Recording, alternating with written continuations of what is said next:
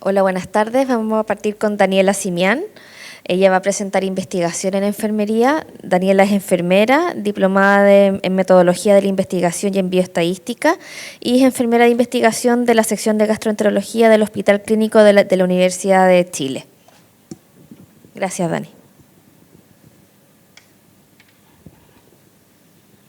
Hola. Sí.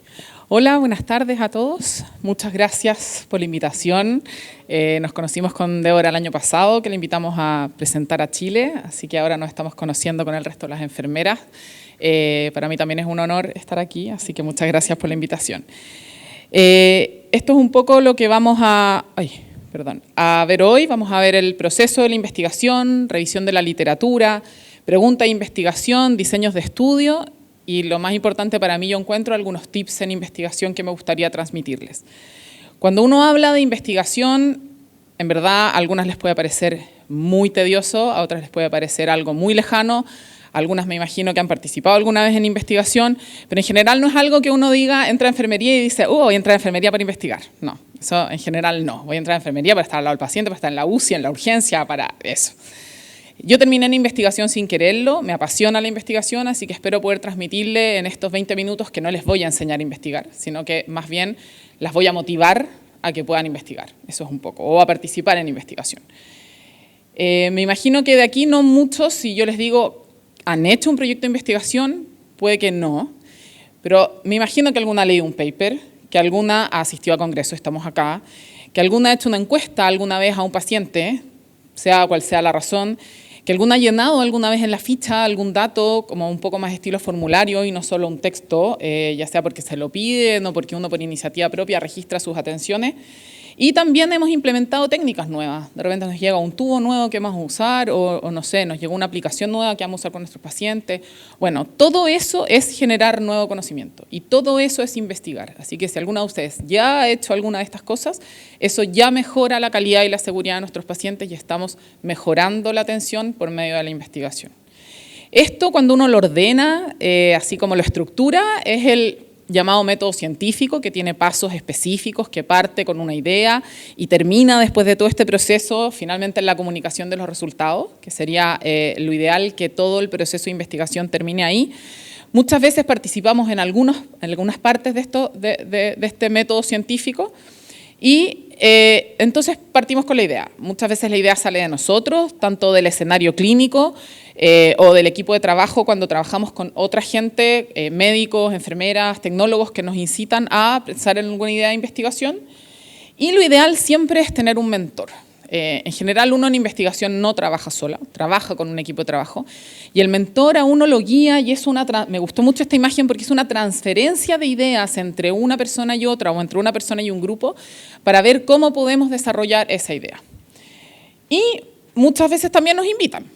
Mira, necesitamos, la enfermera siempre, bueno, es el comodín muchas veces, así como, no, la enfermera nos puede ayudar. Y es como, ay, tengo 1000 cosas que hacer y además quieren que registre esto. Bueno, pero ahí estamos, lo hacemos igual. Entonces nos invitan a participar de alguno de los procesos, ya sea con el registro de datos, ya sea con la discusión de ideas, ya sea con la entrevista al paciente. Entonces pueden hacer esta idea de muchas partes. Cualquiera sea la razón por la que terminemos en investigación, siempre vamos a tener que hacer una revisión de la literatura. Ya sea la idea sea de nosotros y queremos ver qué es lo que hay, qué es lo que han hecho y a ver si es que efectivamente sirve lo que se nos ocurrió, o ya sea que nos hayan invitado a participar de una investigación. A mí me pasa de repente, yo trabajo con mucho equipo de ciencias básicas y me dicen, Dani, ¿nos puedes ayudar a recolectar muestras de colonoscopía de colon sigmoide inflamado para ver el mecanismo del Q10? J24H que va a influir en la... Y yo, Dios...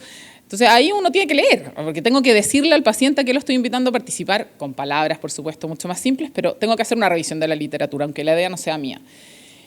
¿Qué cosas importantes a mí me pasa con la revisión de la literatura? Tratar de buscar en más de una página de búsqueda, no solo en una, porque no todos los trabajos están en una sola página de búsqueda. Les voy a mostrar algunos ejemplos un poco más adelante. Usar más de una palabra clave, o sea, si yo estoy buscando, por ejemplo, calidad de vida en enfermedad inflamatoria intestinal, puedo buscar calidad de vida, puedo buscar calidad de atención, puedo buscarla en inglés, en español, puedo buscar calidad de vida en enfermedad inflamatoria intestinal, puedo ir jugando con las palabras claves que busco.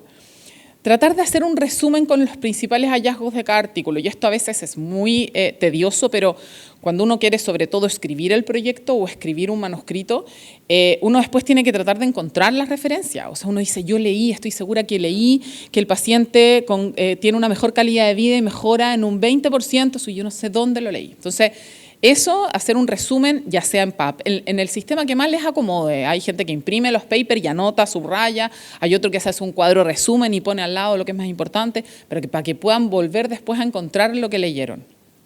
Algunos ejemplos de buscadores, el más conocido es PubMed, yo creo que de aquí todas lo han escuchado alguna vez, ideal si es que han buscado alguna vez un paper ahí, pero les dejo un par más de buscadores que son Lilacs y Cielo, que son buscadores que tienen muchos más artículos en habla hispana y en portugués para América Latina y el Caribe, y son páginas que puede que no tengan la gran cantidad de artículos que tiene PubMed, pero a nosotros a nivel local nos sirve mucho porque tienen más artículos que son en habla hispana y que se han hecho en localidades de nosotros.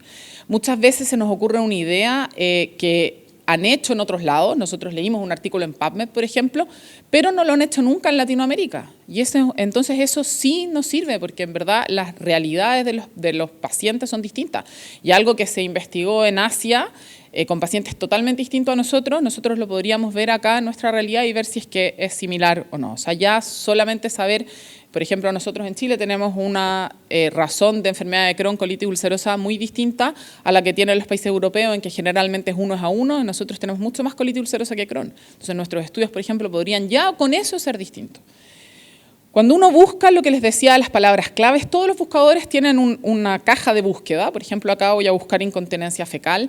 Traten de buscar en inglés, porque les van a aparecer muchas más opciones. Entonces yo puse aquí mis palabras claves, que son ulcerative colitis y fecal incontinence, y cuando pongo buscar, me aparece esto, que aquí uno puede ver que hay 424 artículos que coinciden con estas palabras claves. Ustedes acá en Sort By pueden poner si es que quieren el best match, que es como la mejor combinación de estas palabras que pusieron, o lo pueden ordenar de los más nuevos a los más antiguos para ver la última evidencia, etcétera. Y cuando ustedes apretan uno de estos artículos, lo que les aparece es que les aparece el artículo, les aparece la revista en donde se publicó, el artículo, los autores y el resumen. Y aquí, siempre a la derecha aparece Full Text Links, en que ahora, últimamente, con esto del Open Access, y que somos los que publicamos, los que pagamos, y no el que lee, el que paga, tenemos mucho más acceso a los textos completos. Entonces, siempre prueben, si es que aquí a la derecha arriba está este Full Text, para poder bajar el artículo completo. Obviamente, si es que leyeron el abstract y les sirve. Si leyeron el abstract y no tiene nada que ver con lo que estaban buscando, van al siguiente. ¿Cómo vamos entonces? Esto así, muy general. Encontramos un tema que es de nuestro interés, por ejemplo, nos quedamos con incontinencia fecal, hacemos una revisión de la literatura, ¿vale la pena seguir? ¿Está hecho lo que se me ocurrió? ¿Está hecho en mi población? ¿Puedo replicar un estudio que hicieron afuera? Ok, vale la pena seguir. Converso con mi mentor, con mi equipo de trabajo, con la gente que me apoya en investigación, y entonces recién ahí me planteo esta pregunta de investigación que yo voy a hacer. La pregunta de investigación es muy importante porque es lo que me determina todo lo demás del método científico. O sea, si yo tengo una pregunta que está bien planteada, el objetivo, la hipótesis, la metodología va saliendo como sola en el camino. Ya, no sola, pero es más fácil.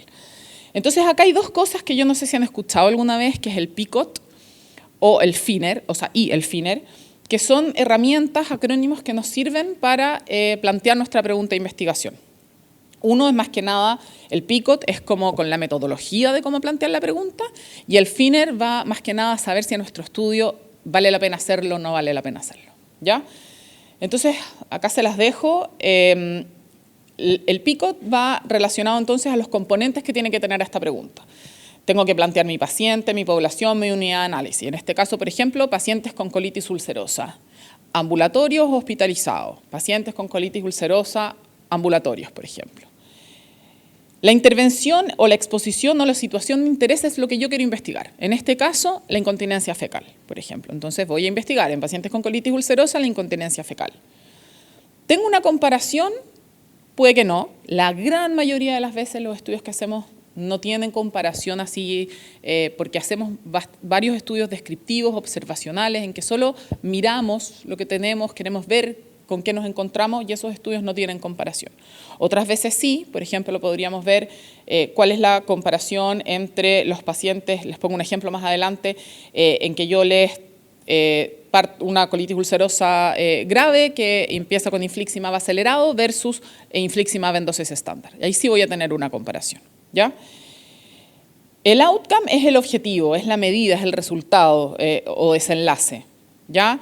Esto es lo que yo estoy buscando. Por ejemplo, si los pacientes, en este caso, en este ejemplo que estoy inventando, con incontinencia fecal, tienen una peor calidad de vida, tienen más consultas al policlínico, demandan una mayor atención de enfermería. Ese va a ser mi outcome, ¿sí? Y la T, que yo siempre digo que en Chile la ponemos porque pico no significa lo mismo allá que acá, entonces le agregamos la T al final. Y es el tipo de estudio o es el tiempo necesario para medir ese outcome. Por ejemplo, lo voy a ver durante el año 2024 en todas las atenciones de mi policlínico y va a ser un tipo de estudio transversal. Voy a tomar a todos los pacientes una vez. El FINER está más enfocado, como les decía, a ver si vale la pena o no vale la pena hacer esa investigación, a ver qué es lo que hay. Y lo primero es si es factible. ¿Puedo hacer ese estudio? Tengo los pacientes, tengo el tiempo, tengo los recursos económicos, tengo los recursos de insumos si es que necesitara, por ejemplo, medir algo. Es interesante, existe interés en el público, alguien que yo le diga, mira, la incontinencia fecal efectivamente empeora la calidad de vida. ¿Tú crees que a alguien más le pueda servir esa conclusión? O a ti misma primero te sirve esa conclusión. Es novedosa si confirma o rechaza los resultados previamente que se han visto, si es que amplía el conocimiento, si es que tengo nuevos resultados. Como les decía, nosotros en Latinoamérica generalmente nos pasa que a veces replicamos estudios y eso no quiere decir que estemos copiando un estudio, sino que estamos probando, es lo que hablan ahora de los datos reales, en vida real, si efectivamente eso que se aprobó o que se observó en otras realidades, efectivamente nosotros lo observamos en nuestra realidad. ¿Cumple con los criterios éticos? Eso es súper importante, sobre todo en los estudios intervencionales. O sea, ¿estoy haciendo algo que al paciente le va a hacer más daño que beneficio? ¿O estoy haciendo un estudio para poder probar algo, pero que al paciente, no sé, le tengo que tomar muestras de sangre cada 3 horas para probar algo? ¿Es ético hacer eso? Y finalmente es relevante para el conocimiento científico, para las políticas públicas. Hay muchos estudios que de repente no son tan interesantes, pero son muy relevantes, como por ejemplo aprobar una nueva droga en el centro o en el país o ayudar a las políticas públicas locales. Después de que tenemos nuestra pregunta, tenemos que ver entonces cómo lo vamos a hacer. Y aquí les quiero solo mostrar 4, porque como digo, en 20 minutos no les puedo enseñar todo, pero sí mostrarle cuáles son los otros elementos que yo tengo que determinar para poder ver qué diseño de estudio voy a hacer, ¿ya?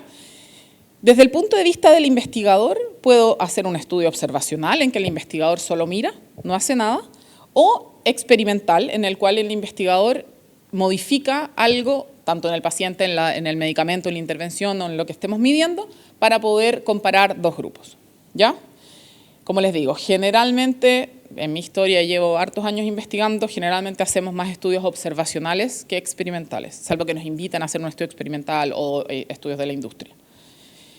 El objetivo es importante saber si es que vamos a hacer un estudio descriptivo o vamos a hacer un estudio analítico. ¿Qué quiere decir esto? Si voy a describir mi corte, por ejemplo, el estudio que presentamos nosotros acá ahora en el Congreso, describimos la labor de la enfermera dentro de un equipo multidisciplinario y dijimos cuántos pacientes atiende, cuáles son sus labores, cuál es el seguimiento que hace con los pacientes con terapias biológicas, cetoprina, etc. O puedo hacer un estudio analítico en que voy a, por ejemplo, comparar, si hubiera hecho ese mismo estudio, y hubiera comparado qué pasó desde que llegó la enfermera antes de que llegara la enfermera, y voy a comparar, y voy a ver qué variables se asocian a la incorporación de esta enfermera a mi equipo. Y eso ya sería un estudio analítico. Las que les suena el P significativo, el odds ratio, el chi cuadrado, todo eso ya es análisis, es comparar, ¿ya? Desde el punto de vista del número de mediciones, yo puedo hacer un estudio que sea transversal, en que voy a sacar una foto. El estudio transversal es una foto. Yo hoy día veo cómo es la calidad de vida de mis pacientes. Hoy día veo cuánta calprotectina fecal tienen los pacientes. O puedo hacer un estudio longitudinal, en que voy a tener más de un tiempo, en que voy a ir evaluando en el tiempo cómo va evolucionando este paciente o este problema o este evento. Y finalmente, desde el punto de vista de la temporalidad, lo puedo hacer retrospectivo o prospectivo. O sea, si es que yo decido hacer, por ejemplo, un estudio, generalmente el estudio que tiene tiempos va a tener que ser prospectivo necesariamente, pero puedo decir, voy a evaluar la calidad de vida. La calidad de vida es difícil porque salvo que la tengan registrada es más difícil, pero por ejemplo, no sé, voy a evaluar la anemia en mis pacientes con enfermedad inflamatoria y ustedes tienen el registro de los exámenes de sangre, de la fatiga del paciente o de lo que ustedes necesiten, entonces lo voy a mirar para atrás, en el año 2022 con mis fichas clínicas. O no tengo nada, quiero evaluar la anemia, pero no tengo los registros de nada, y entonces lo voy a hacer prospectivo. Y voy a evaluar, de aquí en adelante me voy a preocupar de registrar todos los exámenes y las características del paciente y lo voy a evaluar hacia adelante. Una misma idea o una misma pregunta de investigación se puede contestar con muchos tipos de diseños de estudio. O sea, no es que alguien te diga, no, ese estudio tiene que ser transversal o tiene que ser experimental. No es así. Por ejemplo, si yo voy a evaluar, y lo que les decía, la respuesta a la inducción acelerada con infliximab en pacientes con colitis ulcerosa grave, aprendí hoy día, no severa. Severa es un término copiado. Entonces yo puedo decir, ok, voy a hacer un estudio observacional, retrospectivo, voy a mirar todos los pacientes que se hospitalizaron el año pasado en mi centro y voy a ver qué pasó con los pacientes que se les dio inducción acelerada versus los pacientes que se les dio inducción normal. O lo puedo hacer observacional, pero de corte prospectiva, en el cual, como no tengo nada registrado, lo voy a hacer hacia adelante. Todos los pacientes que de ahora hasta un año más se hospitalizan, voy a registrar para poder medir esto mismo, pero hacia adelante porque no tengo datos hacia atrás. O puedo decir, lo voy a hacer intervencional, aleatorizado, controlado, va a llegar el paciente con ciertas características y voy a decir, ok, este paciente va a inducción acelerada y este paciente va a inducción normal y voy a ver qué pasa con ese paciente y cómo es su respuesta. ¿Ya? Ahí, por supuesto, hay que evaluar la ética y todo. Un paciente no es que tenga indicación de terapia acelerada, no le voy a dar terapia normal porque sé que no lo puedo hacer éticamente, pero sé que hay que evaluarlo. Estas guías se las dejo solo para que las tengan esta charla, si es que bueno, la van a compartir, me imagino va a estar disponible. Son las guías que nos guían para poder desarrollar y escribir los distintos tipos de estudio o publicar los distintos tipos de estudio. Entonces tengo guía para estudios randomizados, tengo las guías Strobe, que son las que generalmente utilizamos para estudios observacionales, para estudios de revisiones sistemáticas, etc. Y están acá en Equator Network y las pueden descargar y les aparece un checklist, una nota de cada uno de los puntos que ustedes tienen que poner. Entonces, por ejemplo, en el estudio de estudios randomizados, la población de estudio te dice, defina muy bien cuál es su paciente que va a intervenir y cuál es su paciente que no va a intervenir. En cambio, en el de observacional te dice, defina su población, porque no hay ninguna otra que comparar. ¿Cuáles son entonces las barreras para investigar? ¿Por qué nos abruma investigar o cuáles son las cosas que nos hacen decir, saben qué investigación no? Qué bueno que haya alguien más que se dedique a eso, porque yo no lo voy a hacer. Y eso también está bien. Yo creo que hay gente para todo. Yo agradezco que haya una enfermera en la urgencia porque yo no voy a estar en la urgencia. Tiempo. Generalmente tenemos poco tiempo. Apenas tenemos tiempo para registrar muchas veces, entonces para investigar se nos hace más tedioso. Falta de ideas. Tengo muchas ganas, pero no sé muy bien cómo hacerlo o cómo desarrollar investigación. Falta de conocimiento. Eso también pasa, entonces sabemos algunas cosas que son muy de enfermería y que sirven mucho para el proceso de investigación, pero nosotras solas no podemos hacer todo el proceso. ¿Por dónde empiezo? ¿Por dónde parto? ¿Cómo me uno a un equipo? Poca valoración del medio. No sé, puede que todas las realidades de los países son distintas, pero muchas veces hacer investigación y todo el tiempo porque es largo el tiempo que uno invierte, es frustrante muchas veces porque vas para atrás, 2 pasos para adelante, 1 para atrás. Entonces, claro, para hacer todo ese esfuerzo y que además, no sé si vale mucho en tu currículum tener una publicación en que vas de quinta autora de un trabajo, puede que no te vaya a significar nada para tu trabajo actual. Y la sensación de que no tiene una retribución, que va un poco relacionado a la poca valoración del medio. Sin embargo, yo soy una convencida de que la enfermera tiene un rol importantísimo en la investigación. Creo que uno aprende tanto de manera personal como después eso transmitírselo a los pacientes. Entonces, algunos tips para finalizar. Busquen un equipo de trabajo, reúnanse, discutan ideas, lo que comentaba Débora de que se están juntando con las enfermeras acá en Argentina. Eso sirve para poder discutir, salen ideas. Tú cómo, ni siquiera hacer un proyecto de investigación, sino que tú cómo lo estás haciendo. Voy a revisar eso que viste para ver si yo lo puedo aplicar en mi centro. Eso ya es un proceso de generar ideas. Observa, activa la curiosidad, mira a tu alrededor, piensa con una mirada de investigación. O sea, si es que ¿por qué hiciste eso? ¿Por qué estás haciendo esto como lo estás haciendo? ¿Habrá una mejor manera de hacerlo? Esto no me está funcionando, es raro. ¿Todo el mundo lo hará igual?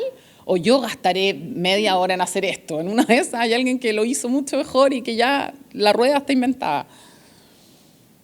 Lean, revisan publicaciones si es que puedan. Ojalá, no sé, incluso partan por un paper al mes. Y leerlo y mirarlo. Estas son algunas revistas que les dejo del Journal and Current Collides, de las sociedades científicas, de la Current Collides Foundation, que es de Norteamérica. Esas dos revistas que tienen varios artículos de investigación en enfermería, específicamente la Gastroenterology Nursing y la Gastroenterology, que también tiene hartos artículos que son súper interesantes. Cuando apliquen medidas de calidad, mídanlas y piensen en difundirlas. Tienen con los de, les decía, empezaron a tomar en un nuevo frasco, empezaron a registrar de una nueva forma, empezaron a atender a sus pacientes, por ejemplo, ahora la entrega de turno la hacen bedside y ya no la hacen en la sala de médicos, etc. Entonces, con eso traten de pensar en difundirlo para que le puedan mostrar al resto lo que ustedes hicieron y le funcionó. Y que creen que le funcionó, mídanla. ¿Funciona o no funciona? Bueno, y para eso el registro es muy importante. El registro en enfermería es esencial. Asistan a cursos, a congresos, capacitaciones. Me encanta ver que hayan varias enfermeras asistiendo. El año pasado en el SPED teníamos un montón de enfermeras. Estos son algunos de los congresos de enfermería. Métanse a las páginas web, vean si hay charlas, si hay cursos. Hay un montón de material disponible. Si hablan inglés les va a salir más fácil la barrera. Y por último, y esto es una lluvia de fotos y experiencias que he tenido yo, pero disfrútenlo, porque de verdad que si es que se trabaja en equipo, ya sea la investigación o lo otro, disfrútenlo. La guinda de la torta puede que se vea bien lejos, pero llega al final y es muy satisfactorio. Y este fue el grupo de enfermeras que nos juntamos el año pasado, que yo nunca había visto tantas enfermeras de enfermedad inflamatoria trabajando juntas. Así que eso, esas son algunas referencias que pueden ver después. Muchas gracias.